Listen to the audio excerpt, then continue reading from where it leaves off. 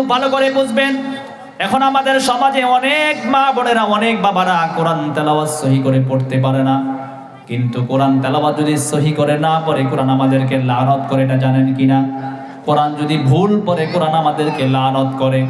আল্লাহর রাসূল সাল্লাল্লাহু আলাইহি ওয়াসাল্লাম হাদিসে পাকের মধ্যে বলেন, রুব্বা কারিন ইয়াকরাউল কুরআন ওয়াল কুরআনু ইয়ালআনুহু, রুব্বা কারিন ইয়াকরাউল কুরআন ওয়াল কুরআনু ইয়ালআনুহু। কোরআনের অনেক পাঠক আছে, অনেক তেলাওয়াতকারী আছে, যারা আল্লাহর কালাম তেলাওয়াত করে সওয়াবের আশায়, কিন্তু কোরআন তাদেরকে লানত দেয়। কি কারণে লানত দেয়? তার কারণ হলো কোরআন তেলাওয়াত সহি করে করতে পারে না। তারা আল্লাহর কালাম তেলাওয়াত করে অনেক ভুল। একটা সময় ঘরের মধ্যে মা বোনেরা ফজরের নামাজের পরে কোরআন তেলাওয়াতের আওয়াজ ঘর থেকে আসতো, মাগরিবের নামাজের পরে কোরআন তেলাওয়াতের আওয়াজ আসতো। কিন্তু এখন আমাদের মা বোনদের ঘর থেকে ফজরের নামাজের পরে তেলাওয়াতের আওয়াজ আসে না, মাগরিবের নামাজের পরে কোরআন তেলাওয়াতের আওয়াজ আসে না। ফজরের পরেও টেলিভিশনের আওয়াজ শোনা যায়, মাগরিবের পরেও টেলিভিশনের আওয়াজ শোনা যায়। কথা বলেন ঠিক কিনা?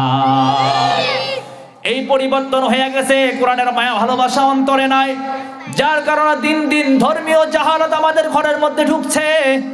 আর এই কারণেই নিজেরাও যখন কোরআনের ভালোবাসা অন্তরে নাই, সন্তানদেরকেও কোরআন শিক্ষা দেয় না।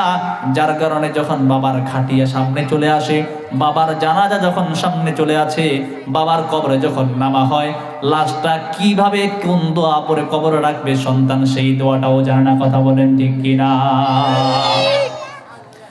এজন্য আল্লাহর রাসূল বলেন, রুব্বা কারিন ইয়াকরাউল কুরআন ওয়াল কুরআনু ইয়ালআনুহু। যারা আল্লাহর কালাম তেলাওয়াত করে সওয়াবের আশায়, তারা কিন্তু সওয়াব পায় না, আল্লাহর কালাম তাদেরকে লানত করে। তার কারণ হলো কোরআন ভুল পড়ে, কোরআন ভুল পড়ে। আমাদের মা বোনেরা সবচেয়ে বেশি কোরআন তেলাওয়াতে ভুল করে। কথা বলেন ঠিক কিনা? মহিলারা সহি করে পড়তে পারে না, অনেক পুরুষরাও পড়তে পারে না। কিন্তু যেই মাদ্রাসার উদ্যোগে আজকে মাহফিল, ওই মাদ্রাসার ছোট্ট একটা ছেলেকে কোরআন তেলাওয়াত করতে বলবেন, কত সুন্দর করে তেলাওয়াত করে, সহি শুদ্ধ করে যদি তেলাওয়াত করে। আমার হাবিব ঘোষণা দেন, আল্লাহর রাসূল তার হাদিসের মধ্যে বলেন, মান ক্বারাআ হারফান মিন কিতাবিল্লাহ ফালাহু হাসানাতুন ওয়াল হাসানাতু বিআশরি আমসালিহা। আল্লাহর নবী বলেন, কেউ যদি আল্লাহর কালামের একটা হরফ পড়ে, কয়টা হরফ? চিৎকার করে বলেন। আল্লাহর নবী বলেন, কেউ যদি আল্লাহর কালামের কোরআনের একটা হরফ পড়ে, আল্লাহর নবী বলেন সহি শুদ্ধ করে যদি পড়ে, আল্লাহ তাআলা একটা হরফের বিনিময়ে তাকে 10টা নেকি দান করেন। চিৎকার করে পড়ি সুবহানাল্লাহ। কয়টা নেকি দান করেন? একটা নেকি দান করেন। হাবিব আমার বলেন, আমি বলি না আলিফ লাম মিম হরফুন, আলিফ লাম মিম তিনটা মিলে একটা হরফ, এই কথা আমি বলি না। আল্লাহর রাসূল বলেন, বাল আকুলু আলিফুন হরফুন ওয়া লামুন হরফুন ওয়া মিমুন হরফুন। আল্লাহর নবী বলেন, আমি বলি আলিফ একটা হরফ, লাম একটা হরফ, মিম একটা হরফ। কেউ যদি আলিফ লাম মিম শুধু এতটুকু বললো, আল্লাহ তাআলা তার আমলনামায় 30 নেকি জমা করে দিল। অবস্থার পরিপ্রেক্ষিতে আরো বেশি আছে, রাওয়ায়াত আছে। এজন্য আমরা তেলাওয়াত সহি করে পড়ব। সহি করে যদি একটা হরফ পড়ি, কয় নেকি পাওয়া যাবে? কথা বলেন। সর্বনিম্ন 10 নেকি পাওয়া যাবে। এটা দুনিয়ার আমি হেলালুদ্দিনের ফতোয়া না, দুনিয়ার কোন মুফতির ফতোয়া না, কোন দুনিয়ার বড় বড় আলেমের ফতোয়া না। এই ফতোয়া যিনি দিয়েছেন তিনি হলেন মুহাম্মাদুর রাসূলুল্লাহ সাল্লাল্লাহু আলাইহি ওয়াসাল্লাম। মুহতারাম হাজিরিন, খুব ভালো করে বুঝবেন, আল্লাহর কালাম যদি সহি শুদ্ধ করে তেলাওয়াত করে, আপনারা তেলাওয়াত শোনার জন্য আসমানের ফেরেশতারাও আসবে। আল্লাহর হাবিবের জামানায় আল্লাহর রাসূলের একজন সাহাবী রাত্রিবেলা কোরআন তেলাওয়াত করে, কোরআনের একজন অনেক বড় আশিক, কোরআন পড়ে। রাত্রিবেলা ইশারের নামাজের পরে সন্তানদেরকে নিয়ে খাওয়া দাওয়ার পরে যখন ঘুমিয়ে গেলেন, একটা মাত্র ঘর, আল্লাহর রাসূলের সাহাবী সবাই ঘুমানোর পরে রাত্রিবেলা উঠে একটু আল্লাহর কালাম তেলাওয়াত করা শুরু করলেন।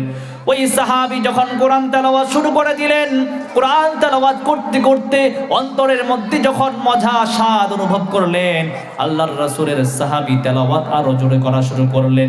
একটা পর্যায়ে এমন হইল, তার পাশে তার ঘোড়া, যুদ্ধের জন্য যেই ঘোড়া আছে সেই ঘোড়াটা পাশেই বাঁধা আছে, তেলাওয়াতের আওয়াজ যখন বাড়ে আস্তে আস্তে তার ঘোড়াটা লাপানো শুরু করে দেয়, ঘোড়াটা অস্থির হয়ে যায়, লাপানো শুরু করে দেয়।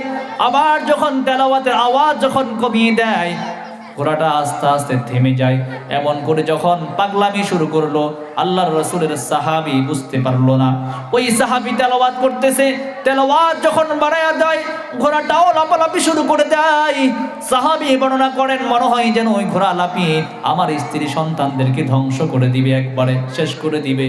আল্লাহর রাসূলের কাছে সকালবেলা গেল, রাত্রিবেলা কোন রকম তেলাওয়াত বন্ধ করে ঘুমিয়ে গেল। ফজরের পরে রাসূলের দরবারে গেল, ইয়া রাসূলুল্লাহ, ইয়া হাবিবাল্লাহ, ওগো নবীজি, রাত্রিবেলা আমার সাথে এমন এমন ঘটনা ঘটেছে। আল্লাহর রাসূল জিজ্ঞাসা করলেন, কি হলো?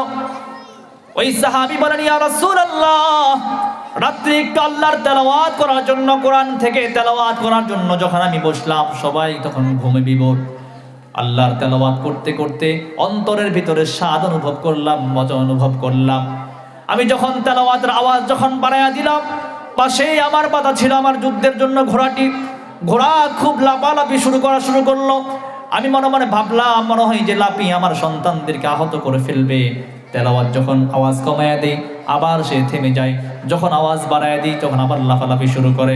আল্লাহর রাসূল বলেন, সাহাবী, তোমার তো খুশনসিব, সৌভাগ্য, তুমি যখন আল্লাহর কালাম তেলাওয়াত করা শুরু করলে, আল্লাহর তেলাওয়াত যখন, কালামের তেলাওয়াত যখন তুমি করো, আওয়াজ যখন বেড়ে যায়, আসমান থেকে এত পরিমাণ ফেরেশতা তোমার ঘরে নাজিল হয়েছে তোমার তেলাওয়াত শোনার জন্য।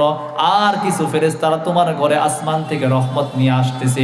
এত পরিমাণ ফেরেশতা তোমার ঘরে আসছে, যার কারণে ফেরেশতাদের জায়গা হচ্ছে না দেখে, ফেরেশতাদের জায়গা করার জন্য তোমার ঘরে যে ঘোড়া বাঁধা ছিল, ওই ঘোড়াটা লাপালাপি শুরু করে দিয়েছে। চিৎকার করে বলেন সুবহানাল্লাহ। এজন্য মুসলমান ঘরে যদি কোরআন তেলাওয়াত করেন, আল্লাহ তাআলার রহমত ওই ঘরে নাজিল হয়। এখন মা বোনেরা কোরআন তেলাওয়াত করে না, সন্তানদেরকেও কোরআন পড়াইতে দেয় না, কথা বলেন ঠিক কিনা? মুক্তবে